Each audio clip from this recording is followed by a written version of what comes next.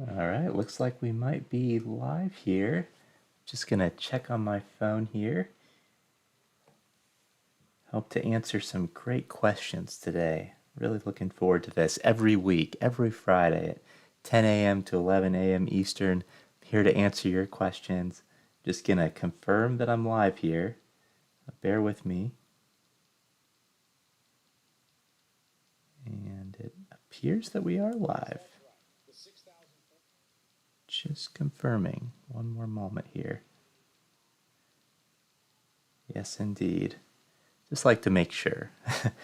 I could be talking here for an hour and not even realize that no one else can hear. But if you're here today, thank you for joining. This is our weekly analytics office hours. Weekly, we get together and I come to answer your questions.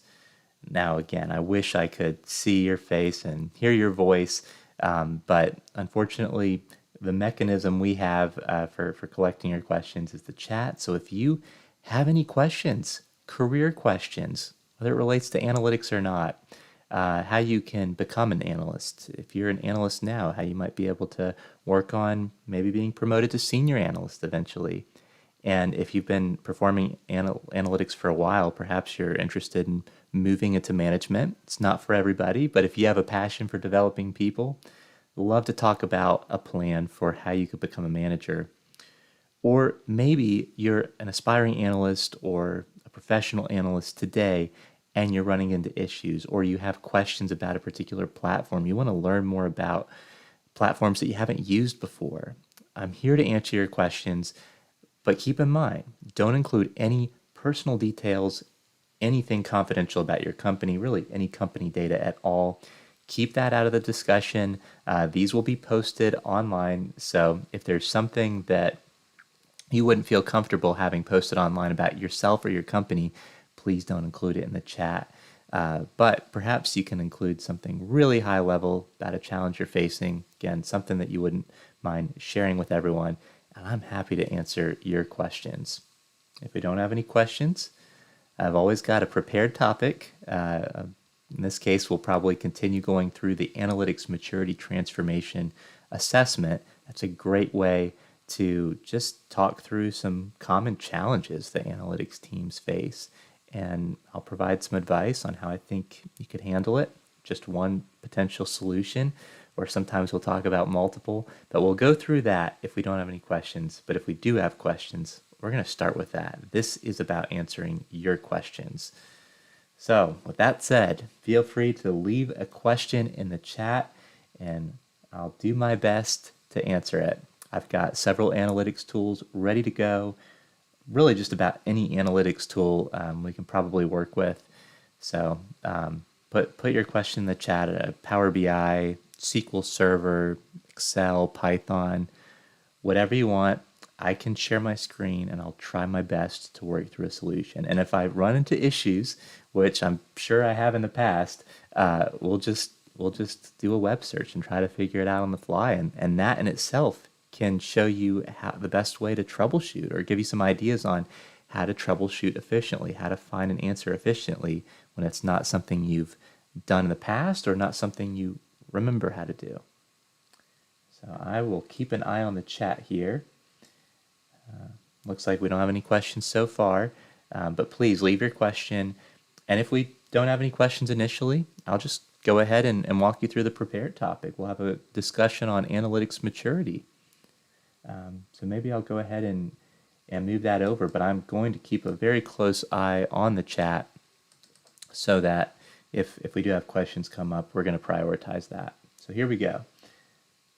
Going to move over to sharing my desktop. And here we are, valuedrivenanalytics.com. I'm working on some enhancements to the website, so look out for that. Hopefully we'll have improved menu navigation and a new homepage here. But for now, and I'll continue to feature this analytics maturity transformation assessment. This, I believe, is a powerful tool. I'll click here to learn more. You can do this if you know other organizations who would just like to get a feel for where they score in terms of analytics maturity.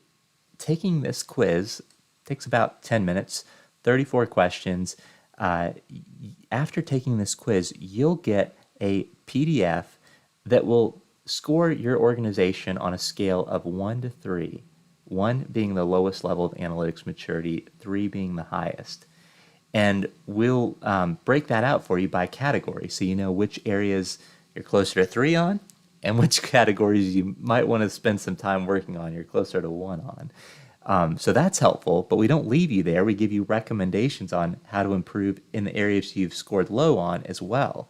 Specific recommendations that you can implement yourself potentially. Now, it does help to partner with an analytics expert who's seen a lot of tools, a lot of strategies, a lot of processes. It can help you kind of navigate which ones are best.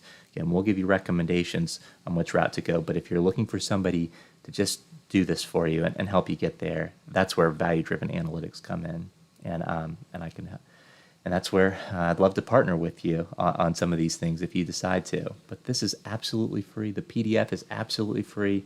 No pressure. You can implement the recommendations on your own. All right, just checking the chat before we really dive in here to see if there's any questions. So again, leave your questions in the chat if you have any.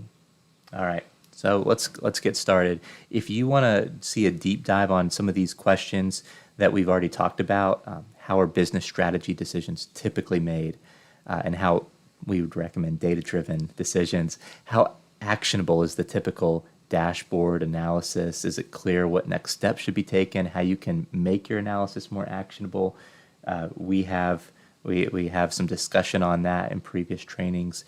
How do executives and other stakeholders, how often do executives and other stakeholders get confused during presentations given by analysts? You want to keep your presentation at a high level, focus on recommendations.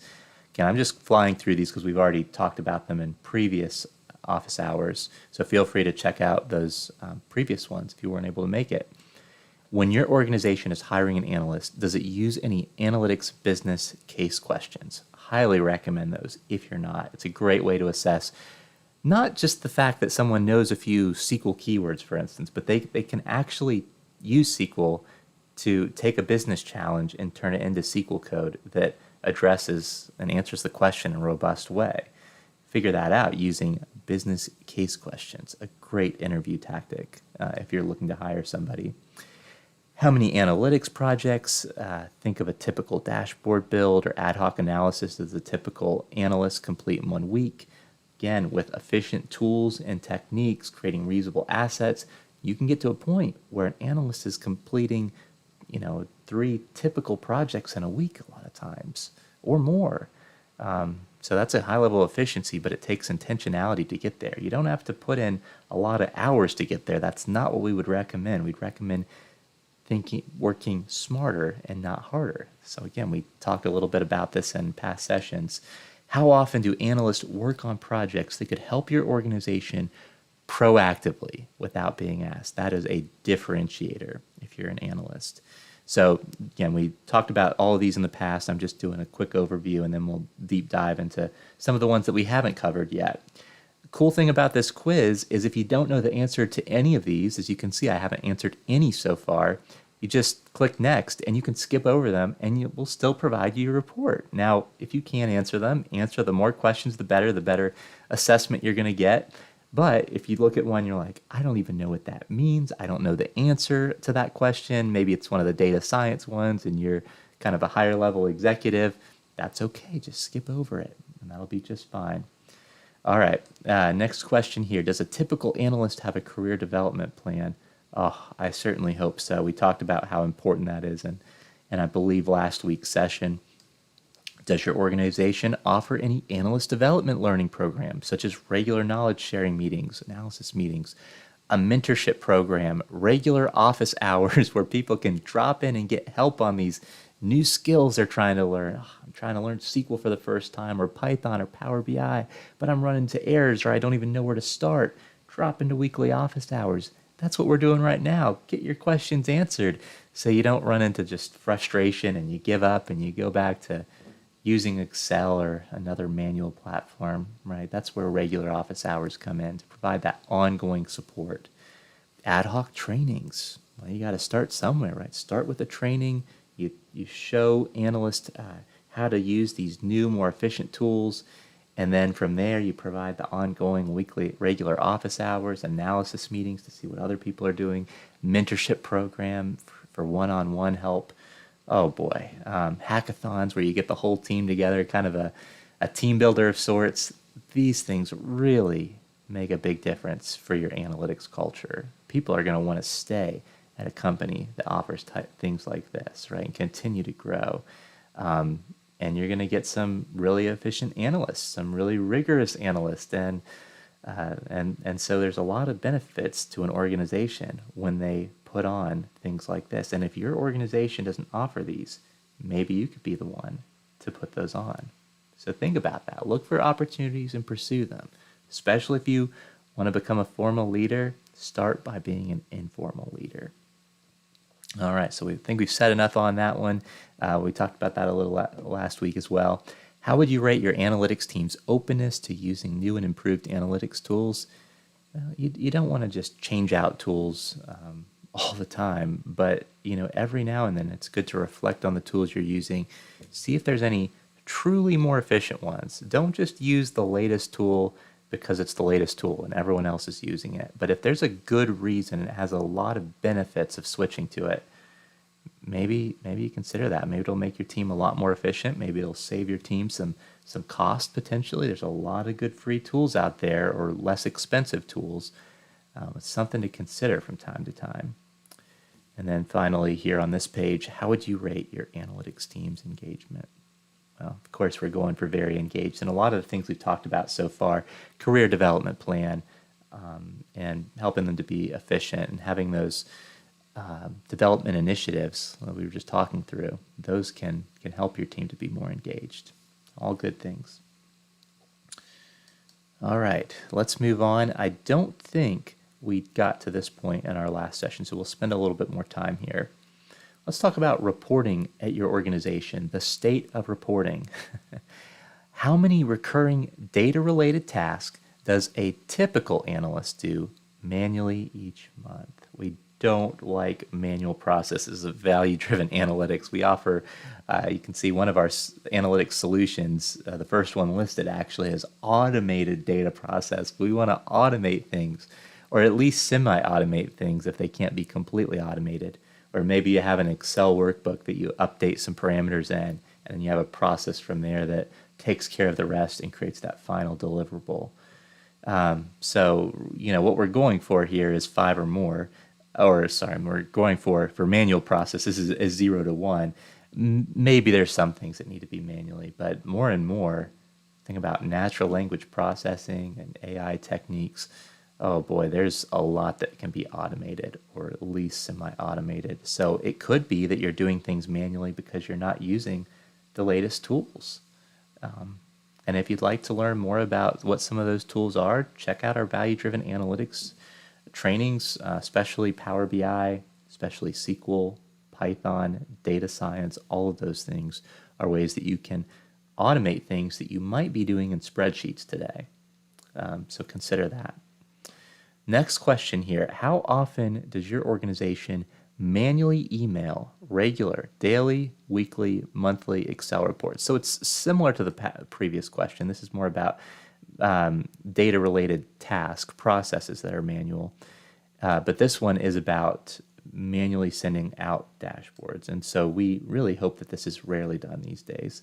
If something has to be in Excel, a lot of times you can create a Python job that will format, create all the data manipulation, write it to Excel, and even format your Excel workbook. Make it look nice, just like you would if you were manually creating an Excel report, but all automatically from Python. You schedule a process like that, and it can even, at the end of the step, email it out for you. Now, a lot of analysts look at that and say, well, I want to check it before I send it out. I always do these checks, and I'm just not sure I'm comfortable with sending something out automatically without doing checks. Absolutely. At Value-Driven Analytics, we're a huge fan of performing validation checks. We have a whole training on attention to detail techniques. You can check it out on our channel. And we offer a service to put in place automated validation checks as well. So if you're concerned about this, very good concern, a lot of times you can automate those checks. Think about how you would approach an email, sending out an email manually today, and all the checks that you do. Well, first thing I do is I make sure that there's not a customer listed multiple times, and so I, maybe use the the check for duplicates function in Excel. Well, you can do that in Python as well. So automate that process. And then the next thing I do is I sum sales and make sure it matches to this report. Even that you can potentially do through Python. It might take some creativity, but a lot of those checks that you're doing can probably be automated. And if they don't pass those checks, or even if maybe it's a gray area, this looks a little high. We saw a 50% change over the last week, and that's outside of the norm we see. It would send you an email. So you would get that email and you would be able to look into it from there and then decide whether you're going to go ahead and send it or whether you need to look into what happened there. Maybe something's off in the data. So we highly recommend putting in checks along your way. And if it doesn't meet all those checks, Python would send you an email to look into it as a report owner. If it does pass the checks, though, then it would send the report out. And then, you'd include yourself on the reporting list, so you'd be able to open it up and look at it periodically, too. So you're not just relying on your stakeholders to detect errors. Again, you've got automated checks for that. You're maybe looking at it from time to time as well. Those are all ways to prevent scenarios that you might be worried about that might be keeping you from automating your report today. So try to at least automate this in Python for your Excel email reports. You can still send it out via email. It can still be in Excel format if it needs to be. But probably an even better solution than that comes when we think about this third question on this page. How often does your organization use interactive visualization tools like Power BI, Tableau, etc.? There's a lot of visualization platforms. Be honest, there's a lot of momentum for Power BI right now. We highly recommend Power BI. It's a great product. It really ramped up the functionality, releasing monthly updates. If you want to see an article that compares Power BI and Tableau, check out our blog and then go to Interactive Visualization, and we have one that compares Power BI and Tableau. If you haven't done that comparison in the past, it's really cool. It actually shows some Google trends of how many people are searching for Tableau versus Power BI over time. Very fascinating. I think we've probably looked at that in the past, but check that out. We've got trainings on our channel on Power BI and Tableau as well, high-level trainings that walk you through it, and a deep dive training on Power BI. If you're new to Power BI, you want to learn it, and you're a college football fan, even if you're not, but especially if you're a college football fan, you've got to check out our Power BI dashboard training. About 4 or 5 hours. It's an investment of time, but it starts from scratch, assumes no prior knowledge, and it takes you to the intermediate level, not just the beginner level, but the intermediate level over the course of 4 to 5 hours. Some really, and again, intermediate to advanced level features that we cover there. It creates a really nice dashboard. And the best part, if you're a college football fan, is it's a dashboard that highlights college football games in a way that could allow you to calculate almost any stat you can think of when it comes to conferences and teams playing each other. It's interactive, and that's the value from a business perspective too. It's interactive. No longer do your stakeholders need to come to you as the analyst whenever they want to drill in and say, well, this report is great, but can you recreate this Excel report, do all those manual data manipulations again for this particular geography? I really want to hone in on this geography. If you've set up your dashboard right in Power BI or Tableau or another dashboarding platform, they can simply drill in right then and there. They don't even need to reach out to you at that point. They can drill into the dashboard. Self-service, it means that they can make decisions quicker. It means that you as the analyst have more time to do next level analytics and data science and advanced analytics projects. So this interactive aspect, this self-service BI aspect, just makes everything so much more efficient. And it saves you time as well. Now, instead of doing all those automated those manual data manipulations in Excel, it's automated.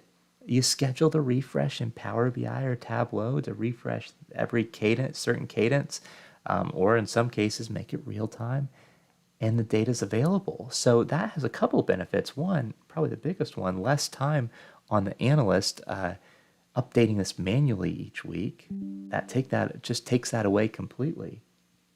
But number two, it means the data is always fresh, at least through the prior day, right? If you schedule it through the prior day and your data source, where the data is coming from, is available through the prior day, now customers don't have to wait. Your internal customers don't have to wait every Monday for the weekly report to come out, or every first of the month for the monthly report to come up. If you've set up your dashboard to show them data through the prior day, you can schedule that so there's no work to update the process, and as a result it can refresh every day. Why not? Even multiple times a day, even real time if it needs to be. A lot of times for many use cases it doesn't need to be real time. Data through the prior day is fine, but it just makes the data more available and updated in an automated way. So those are all benefits of using tools like this.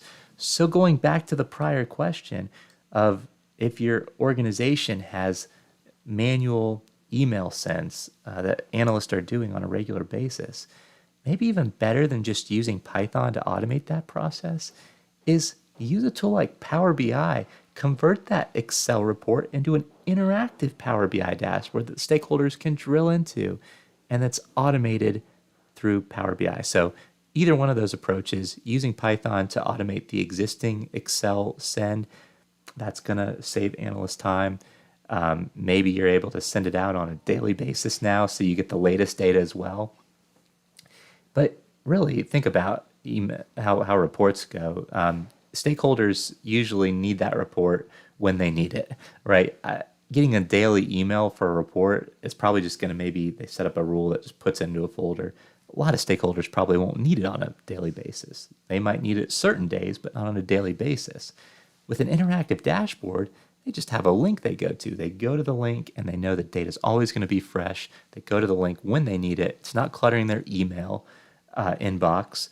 And so that's a benefit. But then the big benefit, if you compare it to using Python to automate this process, again, better than doing it manually.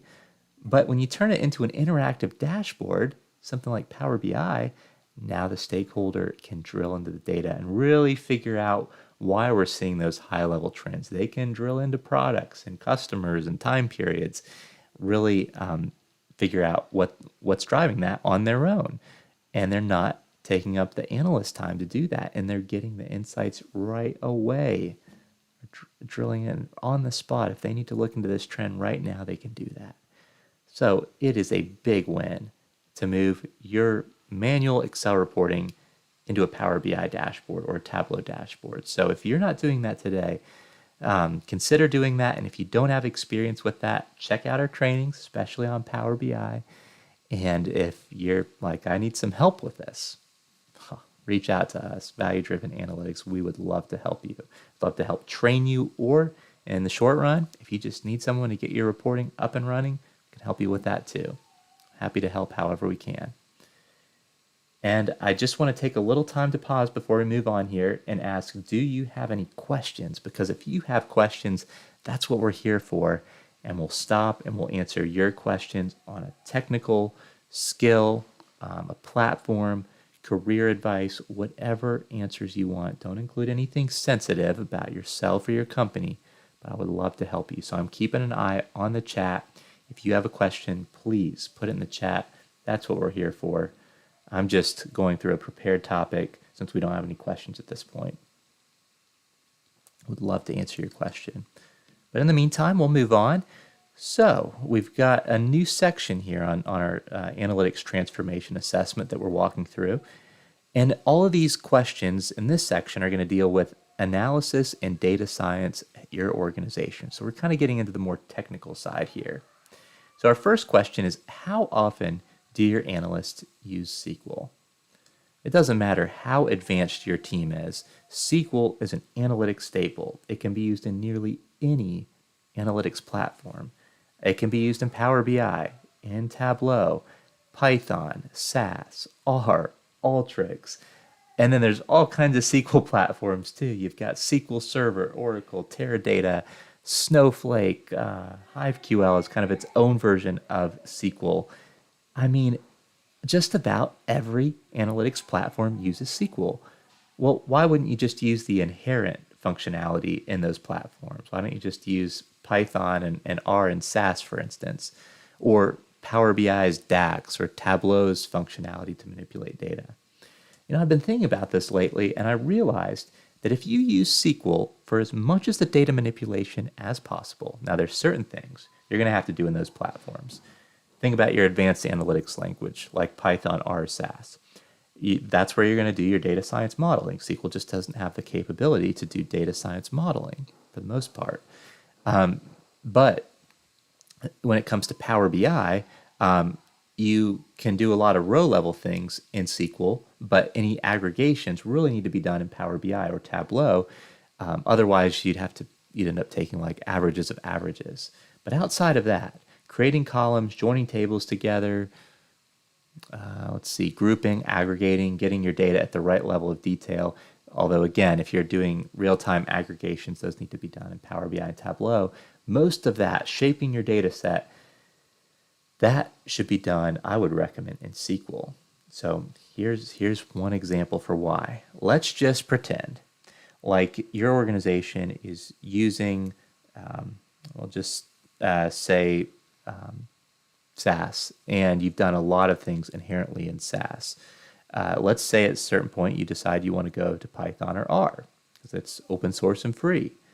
If you've coded out everything using SAS syntax, oh boy, you've got a long journey ahead to move everything over.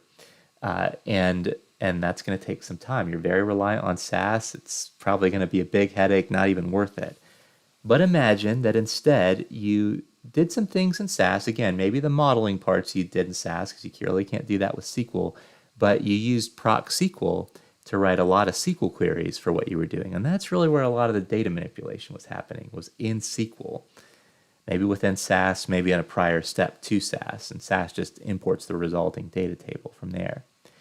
If you've done that, now migrating from SAS really just involves taking the data science part and migrating that into Python or R. Same thing with Tableau and Power BI. If you go from one tool to the other and you've done a lot in the Power BI DAX language to manipulate your data, or maybe the M language in Power Query Editor or in Tableau, boy, you've got a lot of data manipulation to redo in the new platform. But if most of your data manipulation was in the SQL query that's imported into Power BI or Tableau or another dashboarding platform, and then you've just done the necessary things like aggregations and the rest of the platform, it's going to be a lot easier to migrate to another dashboard because you've already done the heavy lifting, the joining the tables. You've got the perfect data set pretty much written out in SQL, which can easily be taken, put into the next platform. So I recommend using as much SQL as possible.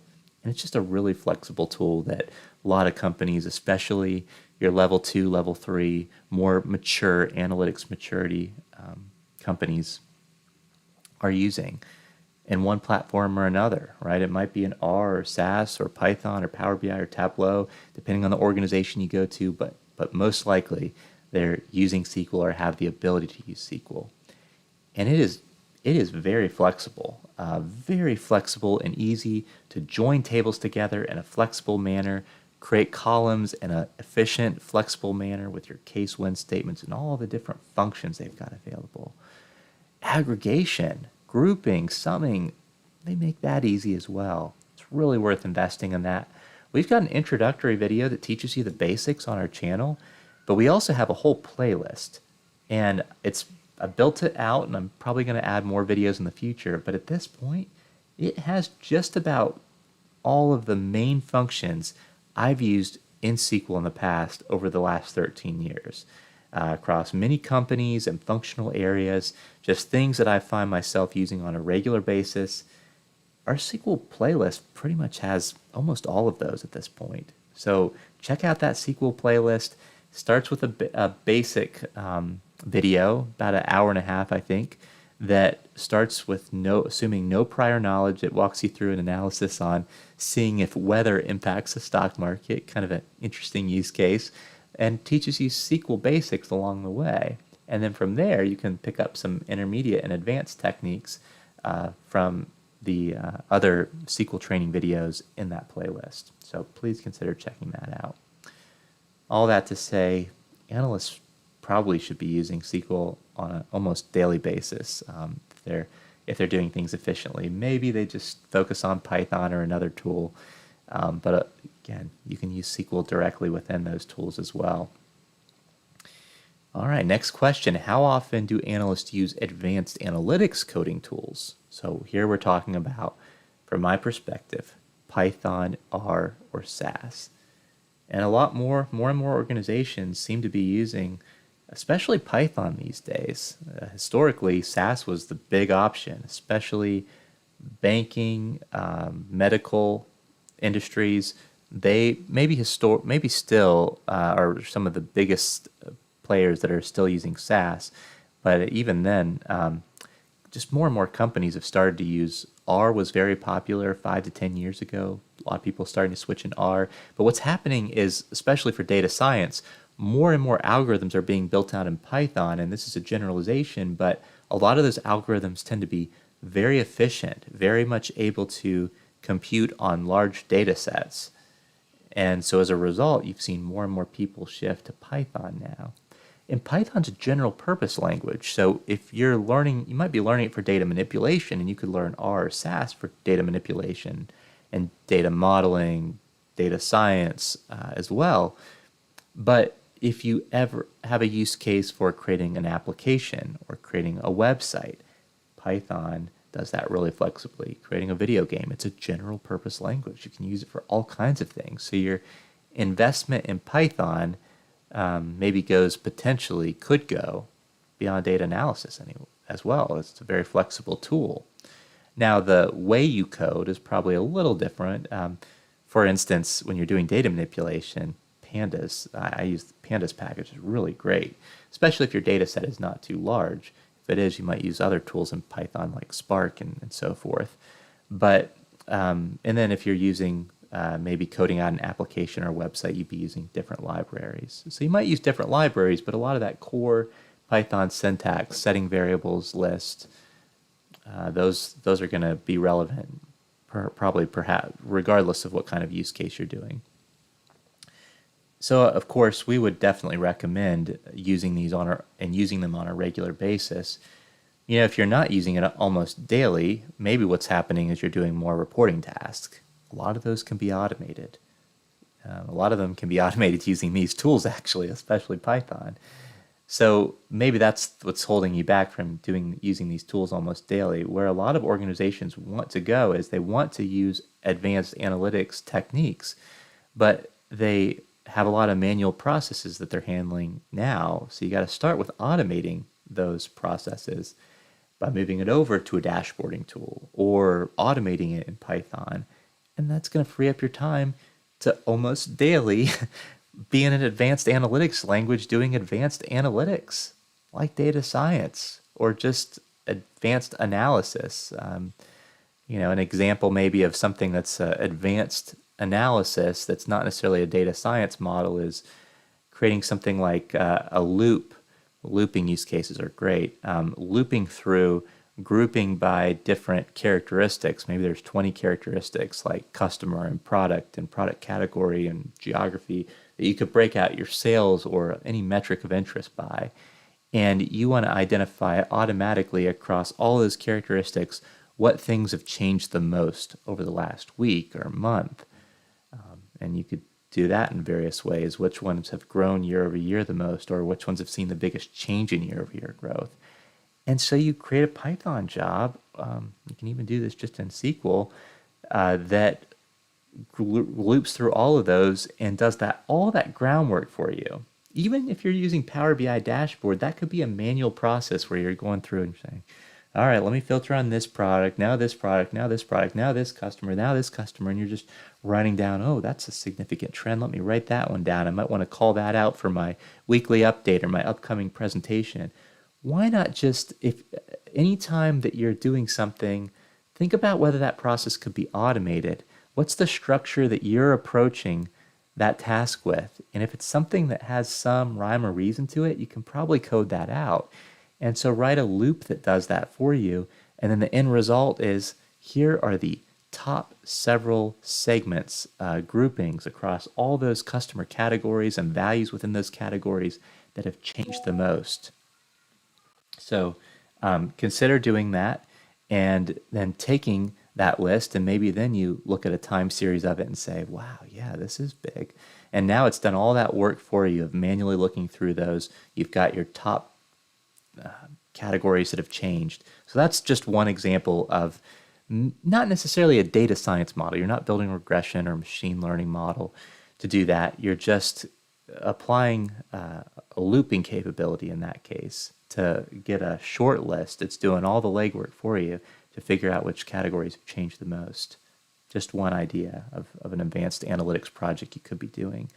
But again, you got to start by automating those manual tasks, if there are any today. That's probably keeping you from being able to do the advanced analytics on an almost daily basis. And going along with that, we have our next question is, how often are data science models or algorithms built?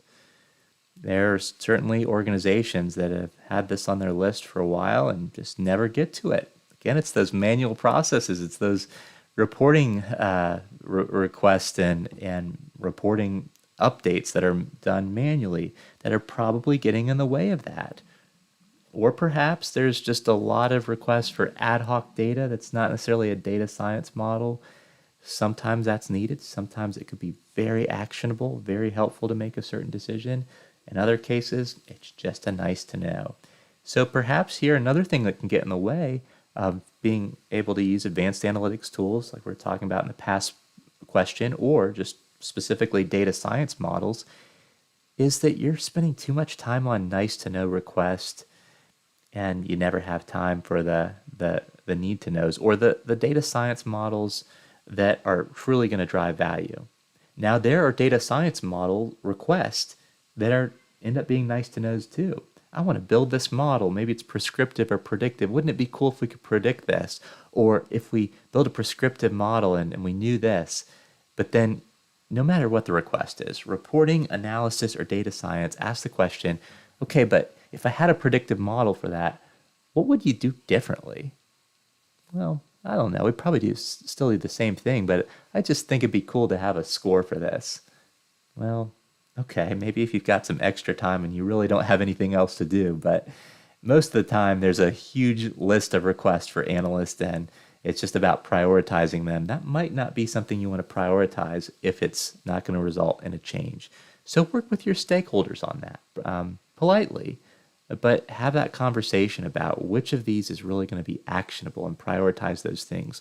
Again, but a lot of times data science model builds do have a specific purpose and they're being built because we expect them to have a lot of value. Maybe help us prioritize better, maybe help us figure out which programs or initiatives to invest in more, all kinds of things. So again, if you can automate your manual task, if you can kind of deprioritize your nice to know request, yeah, you probably should be able to get one or more models completed in a typical month. That, some of you are probably thinking, that seems impossible. Some people and organizations are used to data science model builds taking several months, 6 months, even I've seen more than a year. Crazy, I know, right? That can happen for a lot of reasons. So again, maybe they're prioritizing modeling or the nice to knows, but perhaps the reason it takes so long and you're not able to do as many model builds is that when you do those, it just takes so long. And so there's a few things there. One, you're still working on the one that you started a year ago. And so you don't have time to start another one. Or maybe that's happened before and stakeholders say, wait a minute, I model build, I know what that means. That means I'm not going to hear from you in 6 months and you're going to tell me that you've been working on a model for the next 6 months to a year. Yeah, I'm good on model builds, but it doesn't have to be that way.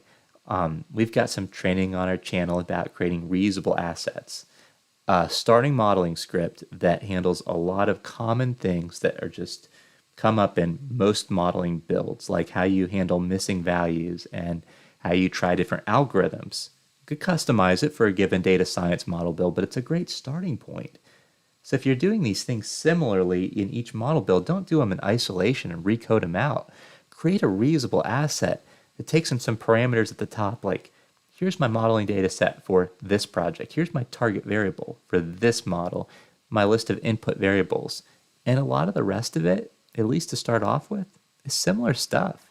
Start off with that and also prioritize the input variables that you want to look at. You can really get carried away when you think about all the things that you think could predict or explain something in a data science model.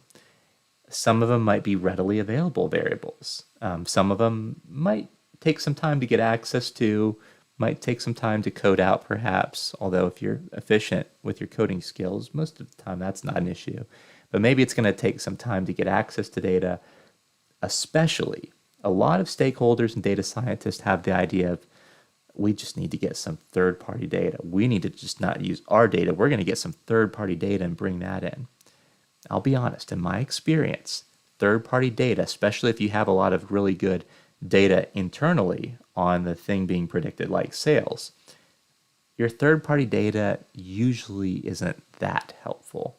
Maybe you've got a list of leads that you just don't know hardly anything about. They've given you their name, their email address. That's pretty much all you know about them, and you're trying to figure out which ones to prioritize. That's probably a use case. You've got very limited internal information. Maybe you could look at the time since the lead was last submitted and what channel they came through. Those are probably going to be predictive of which ones are most likely to convert to a sale. But outside of that, you don't have a lot of information. Maybe third-party data could have some value.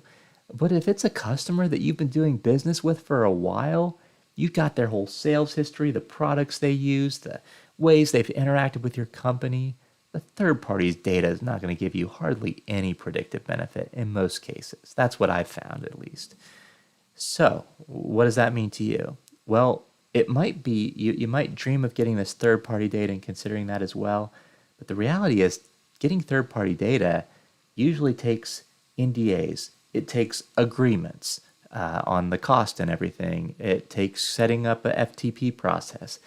It takes evaluating multiple vendors.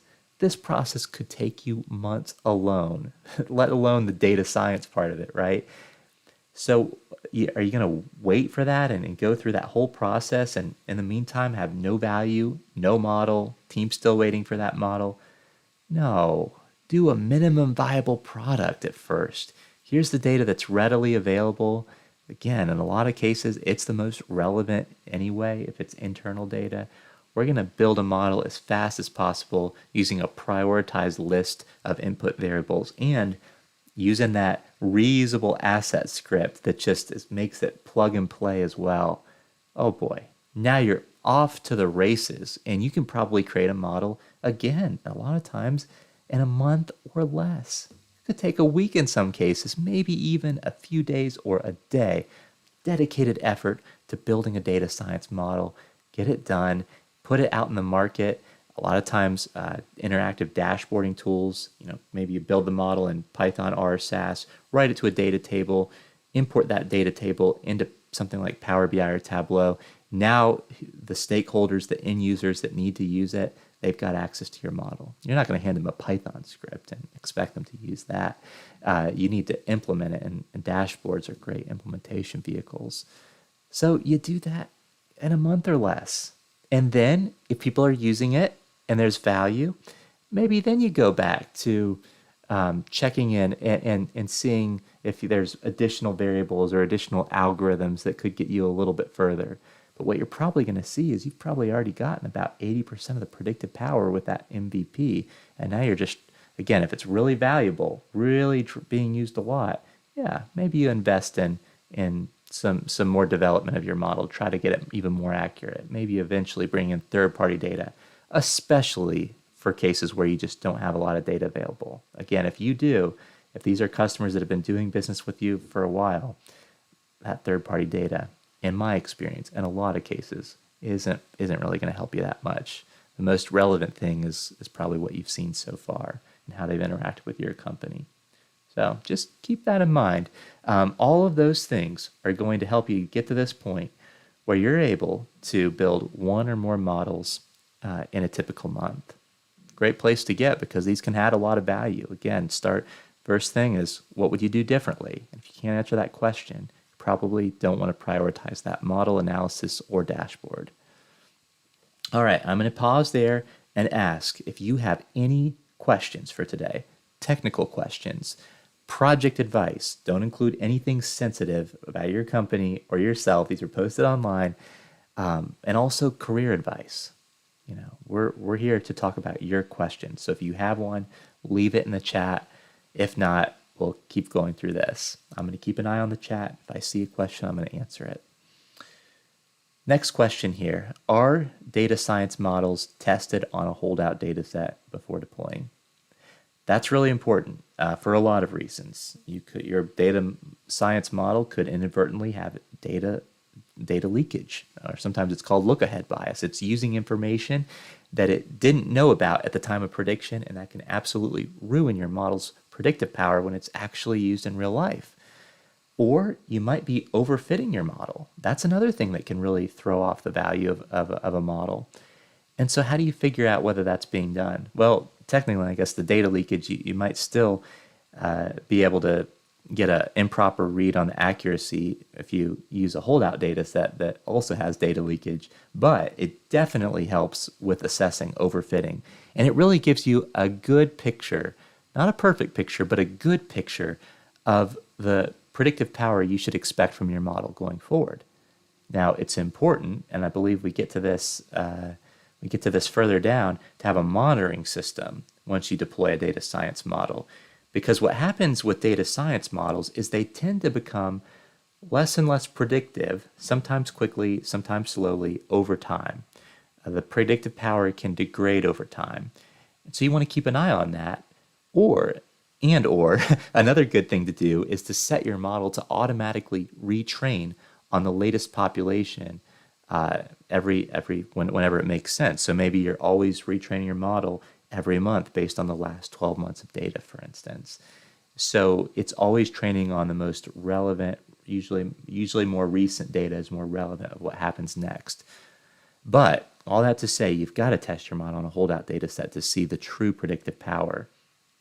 If you're building a random forest or a neural network model, these are models that really focus a lot on reducing the bias, using very relevant observations to make predictions at the expense of high variance.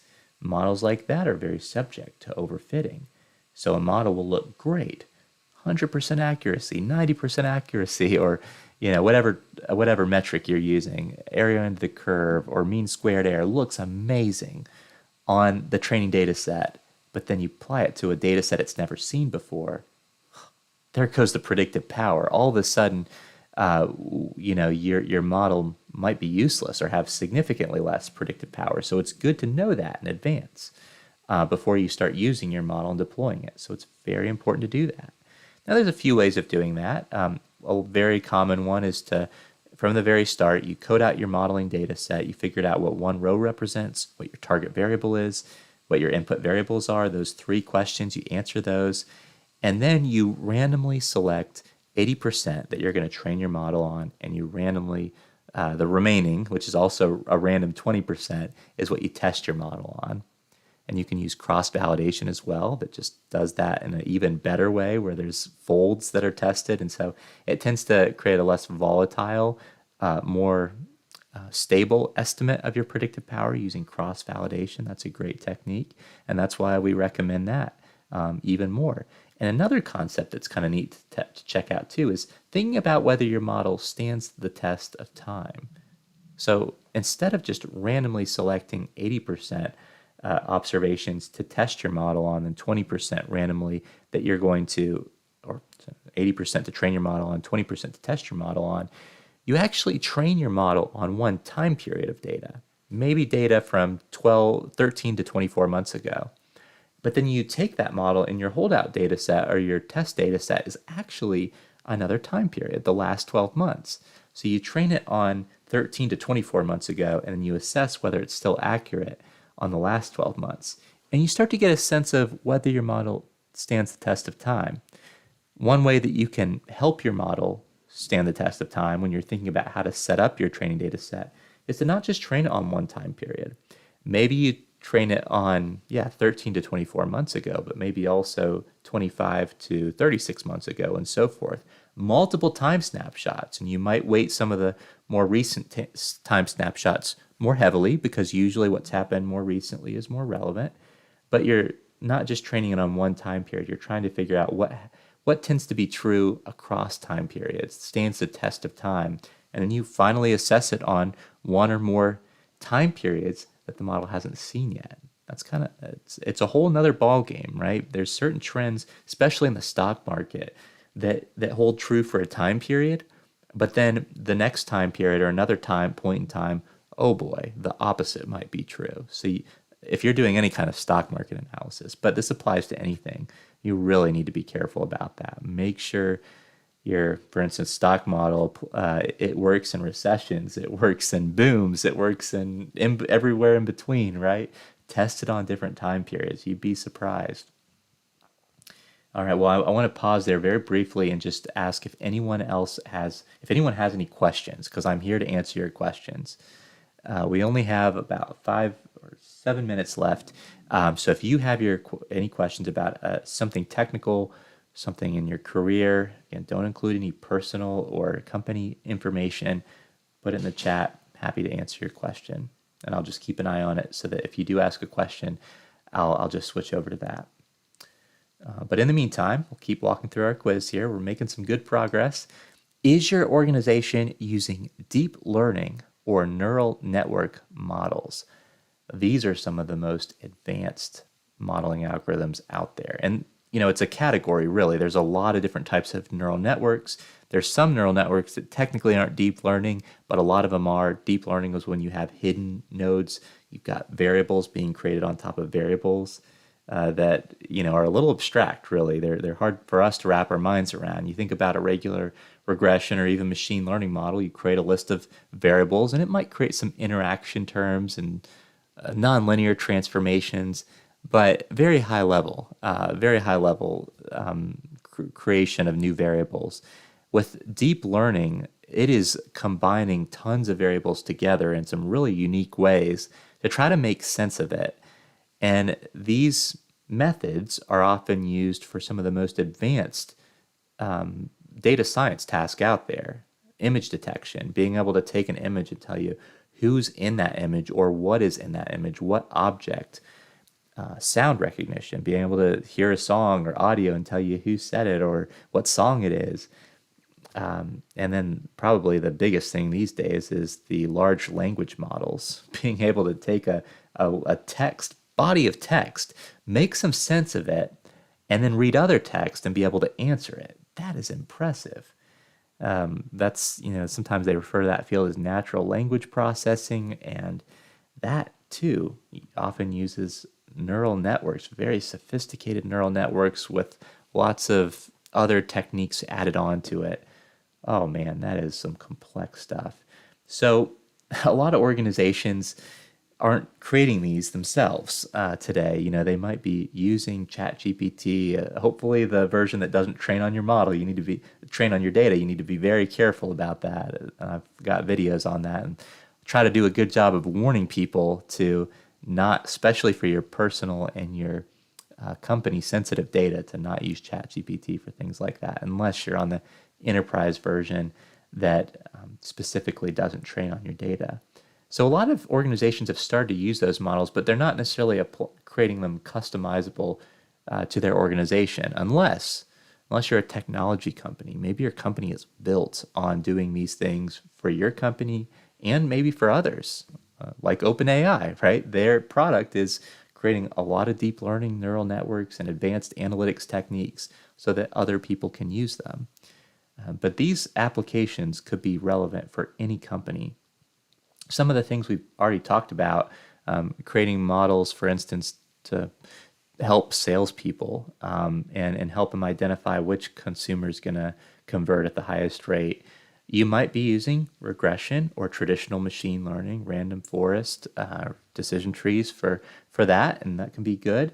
But especially if you've got a large data set, a lot of times for deep learning and neural networks to work really well, they're trying to work on this. They've come up with some methods to make it so that you don't need as large of a data set. But if you've got a large data set, deep learning and neural networks can really sift through that and find some meaningful trends. So you might be able to take a model that, again, maybe start with regression and random forest, which is great, but you want to try neural networks on it, and you might be able to see a significant increase in predictive power using some of these more advanced techniques, and also allow you to do some whole new use cases. So with a lot of machine learning and regression techniques, by default, you're looking at maybe predictive tasks, predicting which customer is going to buy, predicting what your sales or orders or customer traffic is going to be based on historical trends. There's a lot of good algorithms for that. Prescriptive concepts like figuring out which marketing initiatives are driving the most sales. But when it comes to natural language processing or image detection or sound detection, some of those next level use cases, really complex use cases, you really need to use something like a deep learning or neural network model to do that really well. So those are all good reasons to check those out if you're not already. Again, how do you get there? Well, you gotta certainly get rid of the manual task, automate those, get rid of the nice to knows. Even if they're nice to know deep learning requests, we want to deprioritize those and really focus on spending more time on these next level projects that have a purpose, that are going to change a decision. So let's see again. I'll answer your question if you have any questions. We've got about 4 minutes left. I'll keep an eye on the questions so I can answer those if they come up. But in the meantime, we probably have time to go through maybe 1 or 2 more questions here on our analytics maturity assessment. How long does a typical data science model build take from start to initial implementation? We talked about this a little bit previously. One, if you're not using data science algorithm, that's a non-applicable, I suppose. Typically more than 2 months. Again, maybe you're starting from scratch each time and not using reusable assets when you create a model. That'll take a while. Or you're trying to boil the ocean and you've got a huge list of input variables and you want to try them all in version 1. No, I highly recommend using a minimum viable product. Get that list of variables down to just the ones that you think are most predictive and readily available. Build that model, get it deployed in a month or less, a week or less, maybe even a few days or 1 day in some cases. See if get that value out there so people can start taking advantage of it. A lot of times it's going to have 80% of the predictive value. Take a look at that. If it's being used, if it's valuable, then iterate from there and try to get that remaining 20% of predictive value. That would be my recommendation. So you can typically build a data science model in less than 2 months. Okay, question 20 here. Is there a consistent process to use for data science algorithm or model monitoring and management? This is important, especially if you're able to churn out those models quickly. It could get to a point where if you're not doing a good job of keeping them maybe in a consistent place and monitoring them, you could lose control of them, right? It could be really hard to manage all the different models that are out there. Again, models tend to decay over time. So when you create these models, it's good to maybe have a really good storage plan. Maybe all of your data science models are in a certain folder and they're organized in a certain way. Just however you decide to organize them. There's platforms for that, but you've got them kind of in a similar place so that if you need to make tweaks, you know exactly where to go. And you've got it well documented, so as people come and go from an organization, it's easy to kind of pick things up from there. But then you've also got a monitoring plan in place. And so think about maybe monitoring whatever your evaluation metric is for that one. So if it's a continuous variable like sales that you're monitoring, maybe you monitor the mean average percentage error or mean absolute error, but you monitor that over time, and when that starts to degrade, you know that you probably need to look into it. Maybe you have it set up to send you an email when that happens. So even if you're not proactively going into the report always, if something happens and it throws off that, maybe something happened in the data that just throws off the accuracy, that as soon as it notices that the accuracy has gone down, hey, you've been predicting this, here's what actually happened. You're always going to have some error. You expect that, and that's why you assess your model on a holdout data set. So you know going into implementation of the model, this is what I should expect. But after that, after you deploy your model in whatever platform you use, you've got something, maybe it's a Python script that's checking the accuracy over time, and a Power BI dashboard or Tableau dashboard or interactive dashboard that you can go into and monitor how your model's performance has been over time and see if it's degrading. Get alerts if it's degrading, again in Python. And if it is, you can look into whether there's been a data error that needs to be adjusted, or if it's just time to retrain your model. Again, a cool idea, and a lot of people do this when they set up their models, is to always set up your model to retrain on the latest 12 months or a rolling 6 months, whatever makes sense for that use case, so that as trends change, your model is picking that up. You call it automatically learning in that sense. All good ways to make sure your model is still relevant and working like you expect it to. Well, I think that's our time today. Thank you for checking this out. Thank you for coming today.